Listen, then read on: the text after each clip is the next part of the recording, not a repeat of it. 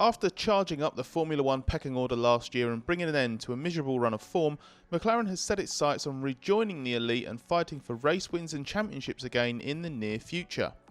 Part of its recovery includes a return to Mercedes engines in 2021, which it hasn't used since 2014, and McLaren has just scored one podium finish in those 5 seasons it's contested without Mercedes power, partly thanks to its woeful Honda partnership, but also its own shortcomings that were exposed by a switch to Renault. With a highly rated team boss in Andreas Seidel, new technical director James Key, and exciting drivers including luring Daniel Ricciardo from Renault, the move to Mercedes next year is going to be more complicated than it should have been, and McLaren's recovery faces a bit of an interruption. Before we go any further, remember to give this video a like and subscribe to our channel if you haven't already, but now let's dive into what McLaren has to give up in order to facilitate its Mercedes reunion.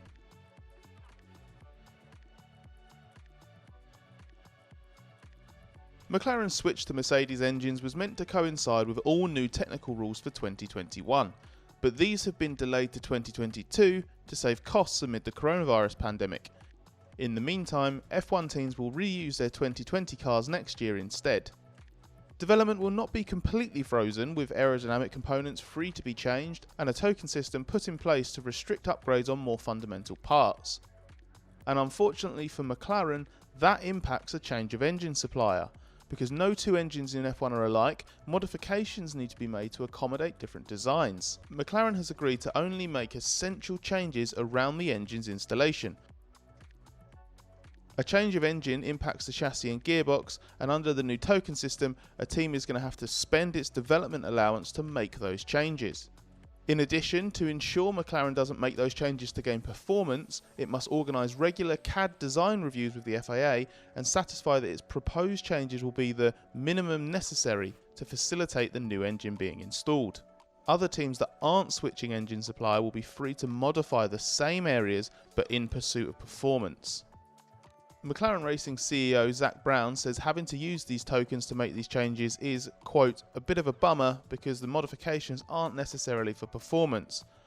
In other words, McLaren can only make changes to the rear of its car to fit the Mercedes engine and have to prove the changes themselves don't make the chassis better, and then it's stuck with those changes and can't do anything else. This will all be managed under the complicated conditions of which components are homologated and when. Several chassis and gearbox parts will be homologated from the first practice session of 2020, while suspension will be frozen from FP1 at round 3. After those freeze dates, these components can only be upgraded once before the end of 2021. All teams have to adhere to strict early deadlines in communicating their planned token spend with the FIA, with the first deadline already passed for components that are being homologated at round 1 and the first deadline for components being homologated at round 3 coming on the Wednesday after that event. It means that teams including McLaren will already have told the FIA some of the homologated components they want to change. But some components aren't being frozen until the start of 2021, which gives McLaren room to make performance gains in those areas if it is willing and able to do so. Drive shafts and outboard rear suspension will not be homologated until the first FP1 next year, which means changes to those components are free until then. As this doesn't require the use of any tokens, McLaren's free to join rival teams in making changes in those areas despite spending other tokens on its new engine installation.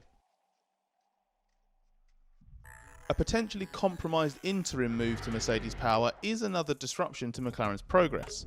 Independently, delaying the new rules to 2022 should give McLaren more time to get major infrastructure developments like a new wind tunnel up and running, but the combination of F1 shutdown and government lockdown meant that that infrastructure project was put on hold, and team principal Andreas Seidel said earlier this year that he didn't think the engine change could be done, quote, in the most efficient way. So in the short term, McLaren hasn't been able to do everything it wanted to, and there's an additional 2021 season now with the current cars that gets in the way of attacking new rules and making the big step forward that it wants.